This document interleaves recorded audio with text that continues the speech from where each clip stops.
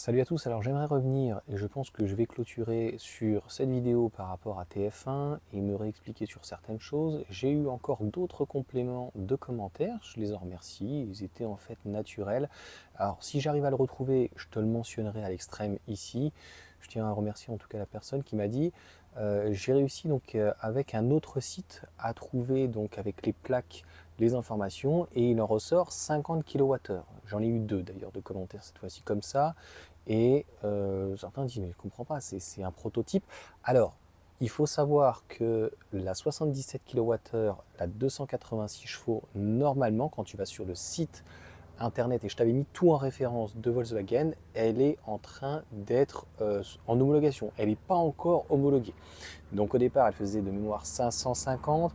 Après, je crois que c'est 540. Là, elle est à 550 km WLTP, mais elle risque certainement de faire un petit peu plus avec, comme je te l'ai dit, normalement un nouveau planificateur et un nouveau moteur donc, qui est bah, bizarrement plus puissant, donc qui devrait plus consommer. Preuve que non, ça fait comme Peugeot avec le 136 chevaux de Continental et leur propre moteur de 156 qui est plutôt assez calqué au niveau des puissances sur les puissances donc, thermiques. Et donc finalement le 156 est plus efficient que le 136 chevaux avec une batterie en plus lourde. Donc au final, preuve que c'est pas parce que c'est plus lourd ou que c'est plus puissant que forcément c'est moins ou plus efficient. Donc encore une fois, ça dépend donc de chaque modèle. J'ai eu, ça c'est vraiment dommage, donc j'en ai parlé dans les coups de gueule de Johan, une personne donc, qui fait des vidéos sur YouTube qui au lieu de me dire t'es un rigolo, s'il m'avait dit non mais Johan, regarde, c'est une 77 kWh que j'ai trouvé l'info et tout.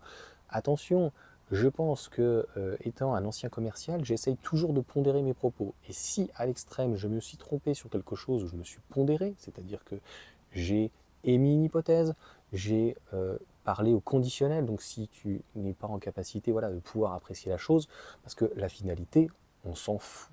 Qu'elle fasse 77 kWh, qu'elle fasse 52 kWh net, 50, 62, 70, 80. La question que tout le monde s'est posée dans les commentaires, c'est pourquoi il est sorti de l'autoroute. Pourquoi il s'est mis en scène à aller chez Yeucharge dans un champ en disant oh bah, elles sont paumées. Non mais toutes les bornes, mec, elles sont pas paumées. Sur l'autoroute, il y en a tous les 40 km là où il y a des stations. Donc c'est 20 km qu'il y a une aire de repos. Normalement, je crois que c'est tous les 40 km. Et pareil, normalement, on est censé se reposer tous les 2 heures.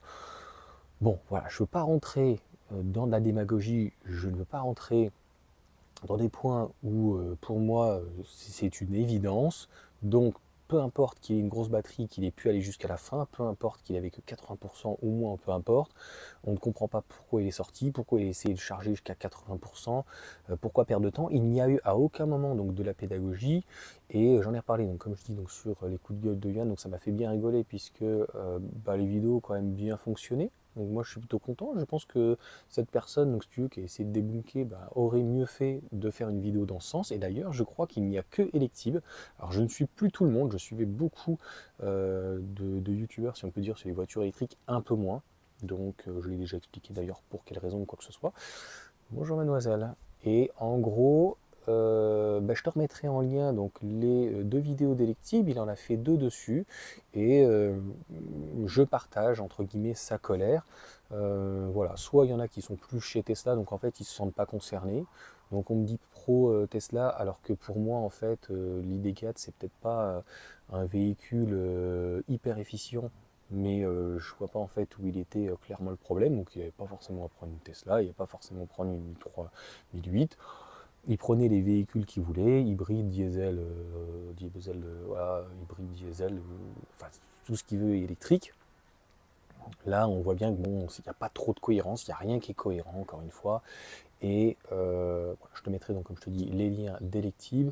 Et encore une fois, malheureusement, que ce soit vraiment le seul qui se soit en fait attardé dessus.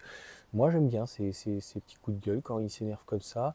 J'en ai parlé avec mon ami, parce que ça fait longtemps qu'il est à l'électrique. Donc, si tu veux, moi, je suis arrivé après, tu vois, donc mea culpa.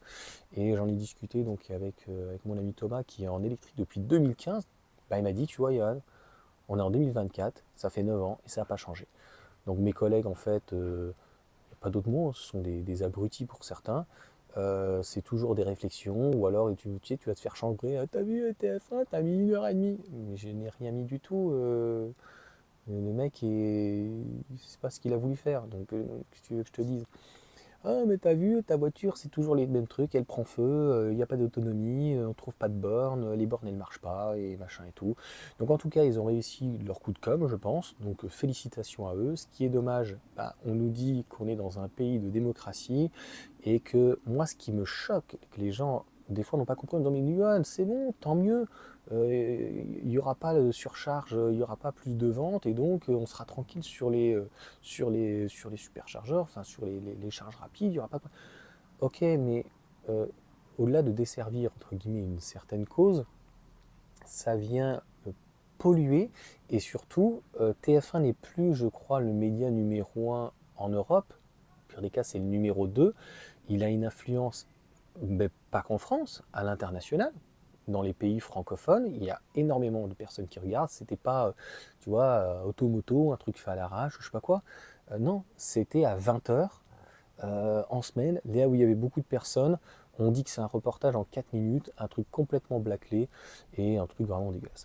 Et je te mettrai donc très certainement aussi en tout début, j'y pense, donc bah, l'un des derniers articles de Numérama qui est très bien parce qu'à un moment donné, je pense qu'il faut se désolidariser, même s'ils sont tous journalistes, à un moment, il faut se désolidariser en tout cas de ce type de journalistes. Et bah, encore une fois, comme disait Coluche, qu'est-ce qui est juste finalement sur un journal ou quoi? Bah, peut-être que la date malheureusement.